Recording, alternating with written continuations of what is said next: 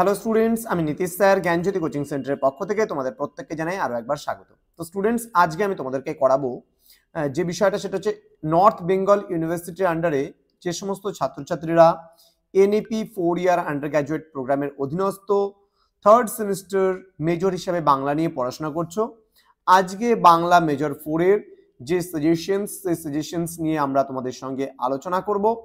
এবং এই যে সাজেশনসটা রয়েছে এটা সম্পূর্ণই ডালিয়া ম্যাডামের তৈরি করা এবং আমাদের এক্সপার্ট যারা রয়েছে তাদের তৈরি করা সাজেশনস।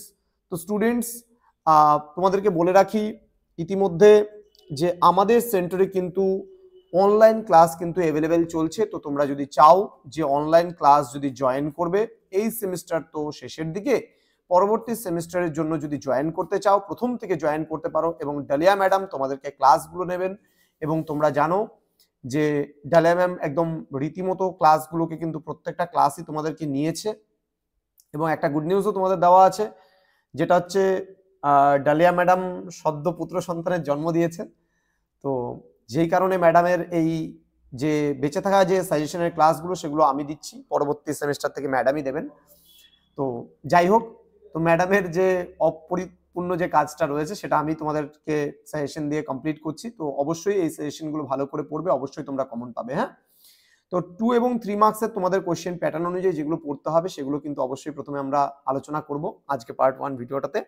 তো তোমাদেরকে বলে রাখি, যদি তোমরা অনলাইনে আগামী সেমিস্টার থেকে অ্যাডমিশন নিতে চাও বা পড়তে চাও, একদম ডিসেম্বরের পরীক্ষা শেষ হলেই, তোমাদের থার্ড সেমিস্টারের পরীক্ষা শেষ হলেই আমাদের ফোর্থ সেমিস্টারের জন্য অ্যাডমিশন চলবে। তার জন্য তোমরা যোগাযোগ করতে পারো 7076398606 নাম্বার অথবা 6295916282 নাম্বারে। তোমাদের টোটাল কোর্স ফি দাঁড়াচ্ছে পরবর্তী সেমিস্টারেও কিন্তু ফোর্থ সেমিস্টারেও আমরা 1199 টাকা পুরো সেমিস্টারে কোর্স ফিটা নিচ্ছি। তো দেরি না করে প্রথম থেকে জয়েন করবে, শেষের দিকে কিন্তু কিছু কিছু সাবজেক্ট মিস্টেক হয়ে যাবে। তার কারণ প্রথম থেকে অ্যাডমিশন নিলে আমরা 6টা সাবজেক্টের পুরো প্যাকেজেরই দায়িত্ব নেব, যেগুলো করে দিতে পারবো অবশ্যই দায়িত্ব নেব। সেই 6টা সাবজেক্টের মধ্যে তোমাদের 3টা মেজর থাকবে আগামী সেমিস্টারেও, একটা তোমাদের এইসি বাংলা কম্পালসারি থাকবে, একটা এসসিসি থাকবে এবং একটা এমডিসি থাকবে আগামী সেমিস্টারে মেবি।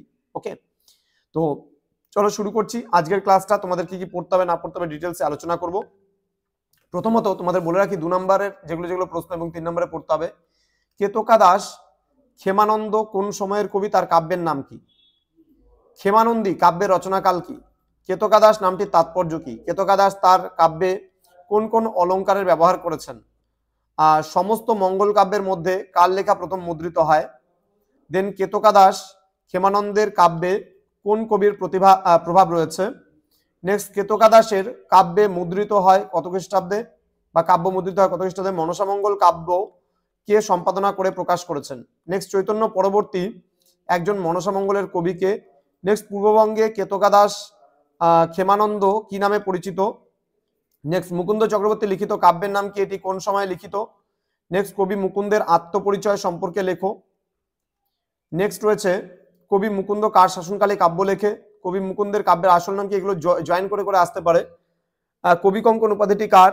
দেন কার অনুরোধে কবি মুকুন্দরাম চণ্ডীমঙ্গল কাব্য রচনা করেন? মুকুন্দরাম পেশায় কি ছিলেন? তিনি কোন গ্রামে বসবাস করতেন? চণ্ডীমঙ্গল কাব্যে একজন ঐতিহাসিক ব্যক্তিত্বের নাম আছে কি? ময়মনসিংহ গীতিকা কে প্রথম সংগ্রহ করেন এবং কার সম্পাদনা কে করেন?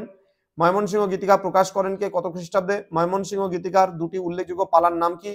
ময়মনসিংহ গীতিকার বিষয় কি? মুহুয়া পালাটি কে রচনা করেছিলেন? নেক্সট রয়েছে ময়মনসিংহ গীতিকা ইংরেজিতে কে অনুবাদ করেছেন? ময়মনসিংহ গীতিকার প্রথম সংগ্রাহক কে? কোন পত্রিকায় গীতিকার গুলি প্রকাশিত হয়েছে? ময়মনসিংহ গীতিকা কটি খণ্ডে কতগুলি পালা রয়েছে? ময়মনসিংহ গীতিকার ইংরেজি অনুবাদটির নাম কি? ময়মনসিংহের গীতিকার কোন পালাটি শ্রেষ্ঠ পালা? মুহুয়া পালার নায়কের নাম কি? ময়মনসিংহ গীতিকা কি ধরনের সাহিত্য? কোন সময়ে কার ময়মনসিংহ গীতিকা রচনা করেন? দেখো, এই পার্টটার মধ্যে ম্যাডাম যেটা বলেছেন, এই পার্টটার মধ্যে কিন্তু প্রচুর প্রশ্ন অ্যাকচুয়ালি হয় তোমাদের, এবং এই পার্টটা যদি খুঁটে খুঁটে না পড়ো পরীক্ষায় কিন্তু কমন পাওয়াটা একটু ডিফিকাল্ট হয়ে যায়। তো স্টুডেন্টস, তোমাদেরকে বলে রাখি যে যারা এখনো চ্যানেলটিকে সাবস্ক্রাইব করনি, পরবর্তী সাজেশনস গুলো পেতে অবশ্যই চ্যানেলটিকে সাবস্ক্রাইব করে পাশে থাকা বেল আইকন অল প্রেস করে দাও, যাতে নেক্সট টাইম থেকে কোনো ভিডিও আপলোড করলে তার নোটিফিকেশন তুমি সবার আগে পেতে পারো। এছাড়া তোমরা যারা ভাবছো যে অনলাইন আমাদের ক্লাস জয়েন করবে, তারা অবশ্যই যোগাযোগ করতে পারো আমাদের অফিসিয়াল নাম্বার। দেখা হচ্ছে আরো একটা নতুন ভিডিও নিয়ে। তোমরা প্রত্যেকে ভালো থেকো, সুস্থ থেকো। Thank you so much. Thanks for watching after all. Thank you.